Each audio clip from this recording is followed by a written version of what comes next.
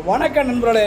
இப்போ நம்ம எங்கே இருக்கோம்னா நத்தத்தில் தான் இருக்கோம். நத்தத்தில் அமீர் கபே டீ ஷாப்பில் தான் இருக்குது. டீ ஷாப்பில் வந்துருக்கான். செம்ம பசி நண்பர்களே. ஆனால் ஒரு டீ நாட்டு சக்கரை கம்மியாக சக்கரை.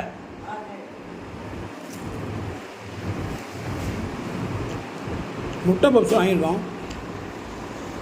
முழு முட்டை வேறு லெவலில் டேஸ்ட்டு.